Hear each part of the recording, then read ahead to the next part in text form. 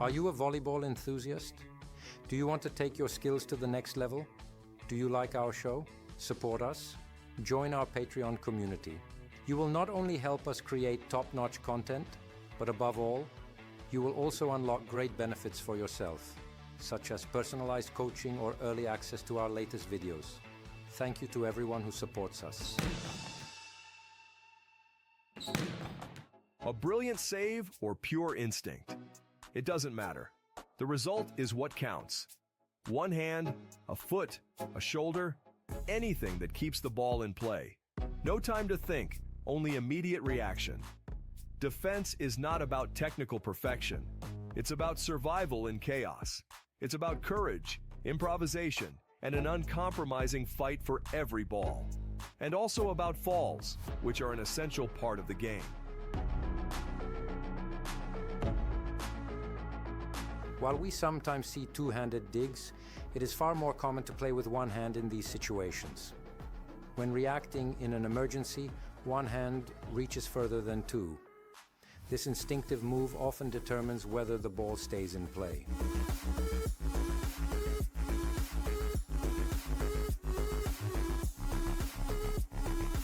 In the men's game, we can see all types of falls, which we have already discussed in previous episodes. These include the side roll, pancake, or the classic dive. Each type of fall has a specific use depending on the situation on the court, the ball's trajectory, and the need for a quick reaction.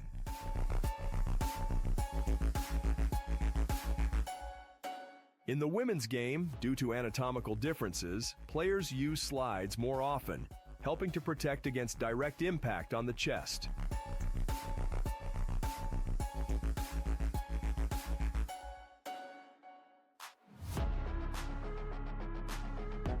That's why side rolls are more frequent in both training and matches, allowing for a smoother transition from a defensive move into a stable position. Only rarely do we see women performing falls similar to the men's dive. The pragmatic approach to defense becomes even more evident in situations where a player unintentionally makes contact with the ball using other parts of their body, often more by chance than by design.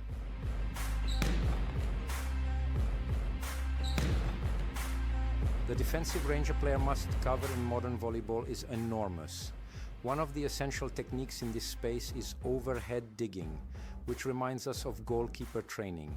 Remember, this technique extends a player's defensive capabilities far beyond just traditional forearm digs. Among the defensive techniques, we also include what we call self-defense, a situation where a player, after executing a block, doesn't stop playing but continues to dig the ball if it remains within reach.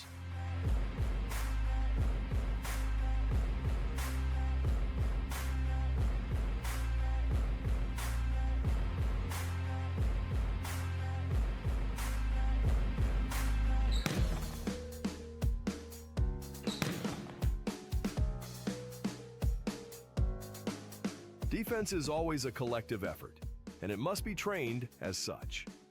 Hesitation between two players, you or me, prolongs reaction time, which is already minimal. If a ball travels at 100 kilometers per hour, 62 miles per hour, which is realistic for 14-year-old boys, it reaches the defender in just 0.2 seconds. That's not enough time for a conscious decision. Everything must happen instinctively. For girls, with spike speeds around 80 kilometers per hour, 50 miles per hour, the reaction window extends by about 0.1 seconds, but the principle remains the same. If a player ignores their first instinct and hesitates to check their teammate's position, they lose crucial milliseconds and won't be able to reach the ball in time. That's why defensive training must focus on making the correct reactions automatic, so players can rely on their instincts without hesitation.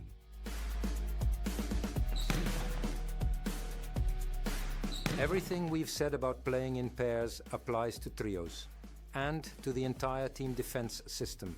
While each player has a designated zone within the defensive system, the golden rule remains: everyone reacts. A defensive system must not be static. It has to be flexible to cover unexpected plays. Team defense is about mutual support, where one player's instinctive reaction triggers a coordinated movement across the entire team.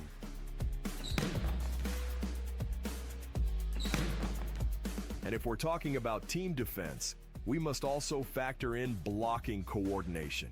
We'll start with single block situations. For now, we won't focus on specific team defensive systems. That will come in later episodes. Today, we'll concentrate on the fundamentals, one of which is that defense doesn't stop after the first touch. A defensive play includes the second touch, in case the initial dig is not perfectly controlled. We see the same fundamental principle in elite volleyball. Here we can observe the basics of the defensive system with a double block. Looking at the players' positioning, it's clear that their placement is not random. They are part of a coordinated defensive strategy. This connection between backcourt defense and blocking will be the focus of an entire future episode. A perfect example is Czech libero Milan Monique's spectacular dig, which highlights how crucial proper positioning is for a successful defensive action. Another great example comes from the Dutch national team, where a back row defender evaluates the situation and positions himself optimally. He is not just watching the attack, he is also tracking the movement of the blockers, anticipating where the ball might come through the triple block.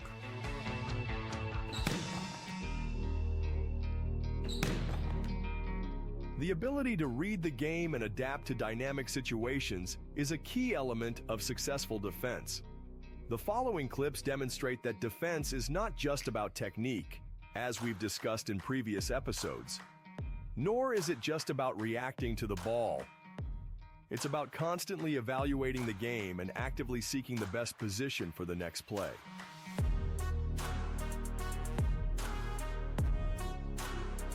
Here you can see the libero starting to move toward a tip before the hitter even makes contact. This illustrates how vital game reading and anticipation are. The libero picks up subtle cues from the opponent's stance, movement, and small details such as changes in tempo or body positioning.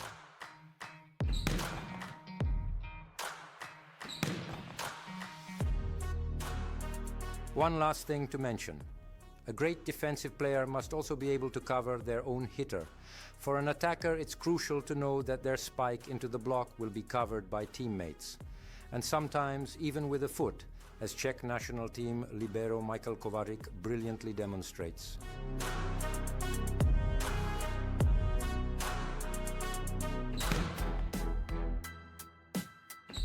In today's episode, we focused on one-handed digs and digging while falling. We covered how to train defense effectively in multiplayer situations, and we analyzed digging in relation to single, double, and triple blocks. Finally, we discussed the importance of covering your own hitter as a key part of team play. What's next? We will focus on player development through different age groups, analyzing what a player should master at each stage. We'll start with setting and spiking, tracing the journey from a 7-year-old's first touch to elite-level mastery of these skills.